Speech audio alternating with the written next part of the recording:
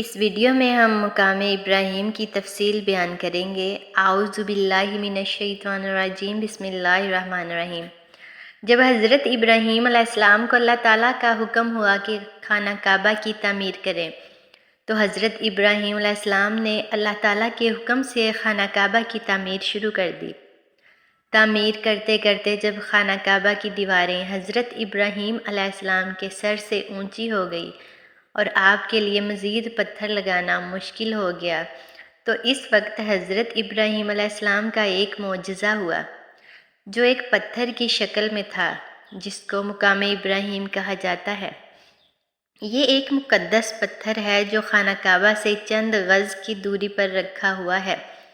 یہ وہی پتھر ہے کہ جب حضرت ابراہیم علیہ السلام کعبہ کی تعمیر فرما رہے تھے اور جب خانہ کعبہ کی دیواریں سر سے اونچی ہو گئی تو اس پتھر پر کھڑے ہو کر آپ علیہ السلام نے کعبہ معظمہ کی دیواروں کو مکمل فرمایا۔ یہ ایک معجزہ تھا۔ یہ پتھر موم کی طرح نرم ہو گیا اور آپ علیہ السلام کے دونوں مقدس قدموں کا اس پتھر پر گہرا نشان پڑ گیا۔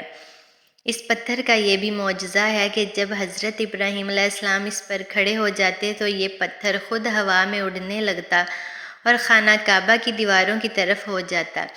اس طرح ابراہیم علیہ السلام آسانی کے ساتھ مزید پتھر لگاتے جاتے اور خانہ کعبہ کی تعمیر فرماتے جاتے۔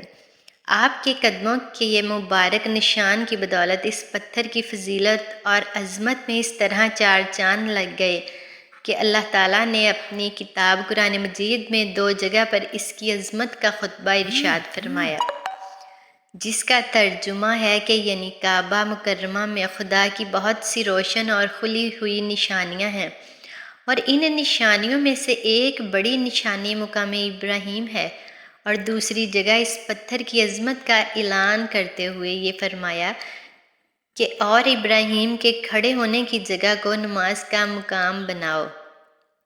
4000 برس کے طویل زمانے سے اس بابرکت پتھر پر حضرت ابراہیم علیہ السلام کے قدم مبارک کے نشان موجود ہیں۔ اس طویل مدت سے یہ پتھر کھلے آسمان کے نیچے زمین پر رکھا ہوا ہے۔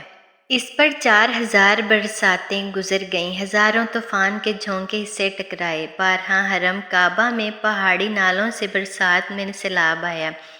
یہ مقدس پتھر سیلاب کے تیز دھارے میں ڈوب رہا، کروڑوں انسانوں نے اس پر ہاتھ پھیرا، مگر اس کے باوجود آج تک حضرت ابراہیم علیہ السلام کے جلیل اقدس قدموں کے نشان اس پتھر پر باقی ہیں، جو بلا شبہ حضرت ابراہیم علیہ السلام کا ایک بہت ہی بڑا معجزہ ہے، اور یقیناً یہ پتھر اللہ کی آیات اور کھلی ہوئی نشانی میں سے ایک بہت بڑی نشانی ہے، اور اس کی شان کا عظیم الشان نشان ہر مسلمان کے لیے بہت بڑی عبرت کا سامان ہے کہ اللہ تعالیٰ نے تمام مسلمانوں کو حکم دیا کہ تم لوگ میرے مقدس گھر خانہ کعبہ کے طواف کے بعد اس پتھر کے پاس 2 رکعت نماز ادا کرو۔